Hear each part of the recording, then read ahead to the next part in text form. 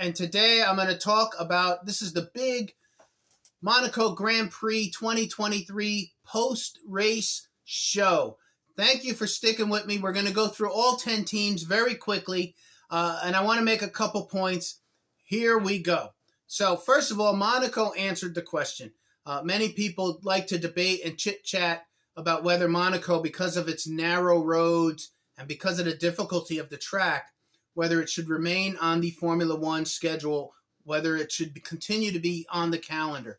And I think Monaco, with yesterday's qualifying and today's race, clearly answered that question. It was an exciting race, a lot to talk about the whole week. It's going to be fun.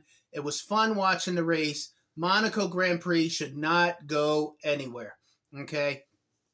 Second, Formula One, what makes Formula One different, these drivers race in the dry heat conditions, in the wet, rainy conditions, in the rain, at night, during the day, on circuit tracks, on road tracks, on hybrids. They race in all of these different conditions, which really shows the capability of these athletes, these Formula One athletes. And that's what happened today at the Monaco Grand Prix.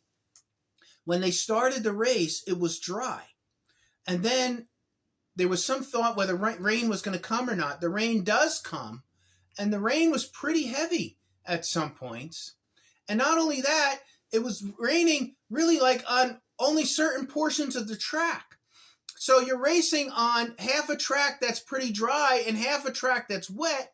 And then towards the end of the race, I think the rain started around lap 55. And then towards the end of the race, the track starts drying up again.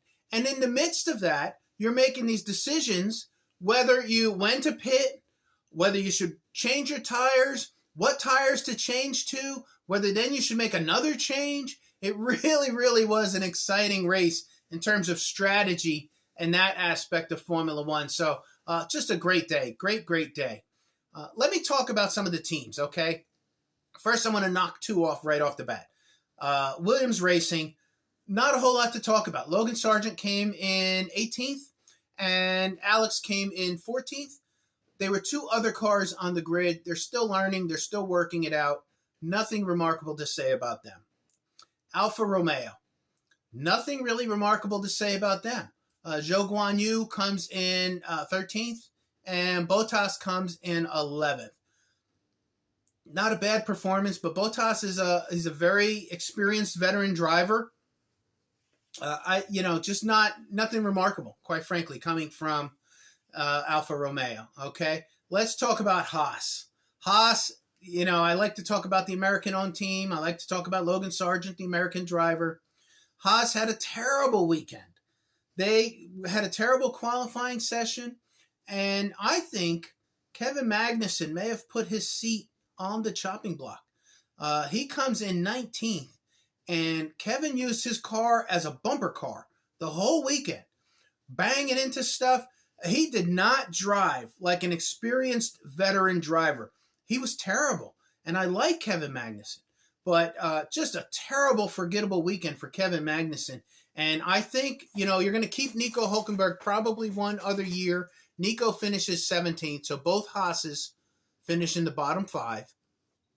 You're going to probably keep Nico for one more year, and if you're going to make a switch out in the transition, Kevin might have really hurt himself this weekend in terms of his future with the team. So something to think about.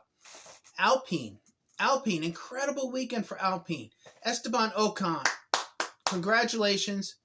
I did vote for Esteban for driver of the day.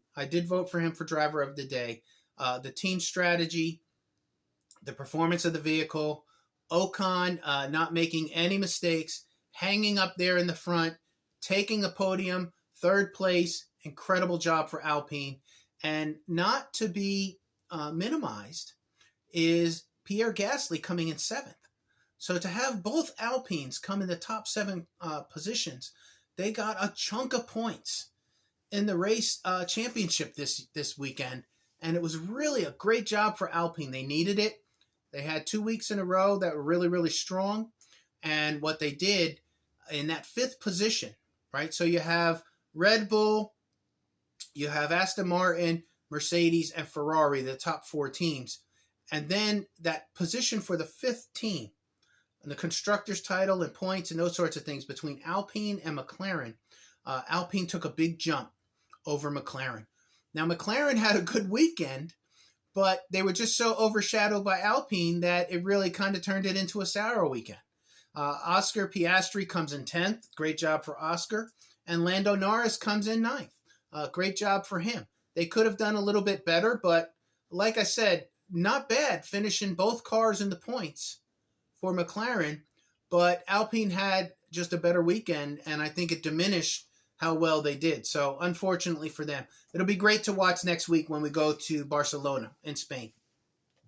Ferrari. Ferrari is really just a confusing team to analyze. I'd love to know what you think. Some of you fans, give me some of your feedback in your comments. I'm learning just like you're learning, right? There's 3 aspects when you're analyzing Formula One. The driver performance, the mechanical performance of the vehicle, and strategy, right? Stops, tire management, teams cooperating, passing each other, and those sorts of things. So Ferrari, if they don't make a mistake in one area, they make a mistake in the other area. And sometimes it's multiple areas. And this weekend, Charles Leclerc finished 6th and Carlos finished 8th. They really need to perform better for Ferrari. I mean, they have the money and they have the talent, and it just seems like nobody can figure out what's wrong with that team. This weekend, it was, mostly driver performance and strategy, I think, that really hurt them bad. So we'll see where they go from here, but Ferrari's got a lot of work to do. They really, really do, for consistency and improvement on an upward trajectory, okay? Aston Martin, huge victory. Even though Lance Stroll came in 20th, when you look at Aston Martin compared to last year, for Fernando Alonso, congratulations, Fernando. You get 2nd place on the podium. You're lifting the entire team. You're doing a great job. It's been fun to watch Fernando. When he's driving his car, he talks a lot. Sometimes he's driving 175 miles per hour, and he's just having a conversation with his engineers like it's a Sunday afternoon. It's great to watch. Congratulations to Fernando coming in 2nd. Really, it just seems to get younger every weekend. So awesome job for Aston Martin. Okay, AlphaTauri, Yuki Tsunoda, I think, is another one. Besides Kevin Magnussen, that put his job in jeopardy this weekend.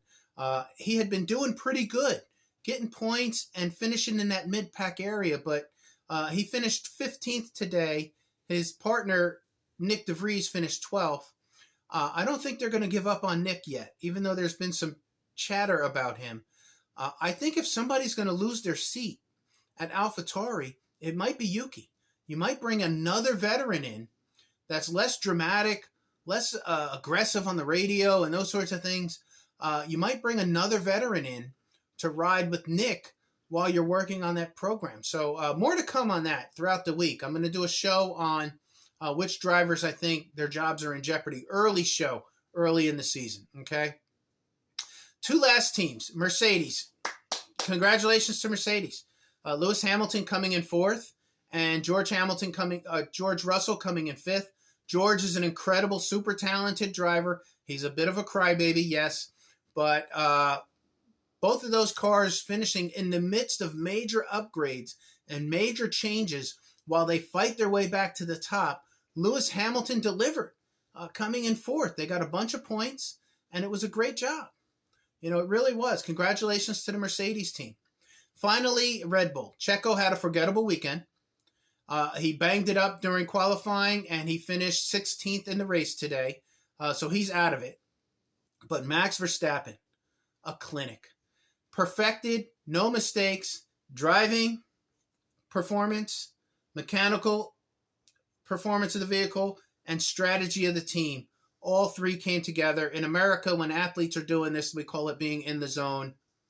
Nothing to say. Congratulations to Max Verstappen and Team Red Bull for another incredible weekend. Thanks for watching. That's all I got. I'll see you tomorrow.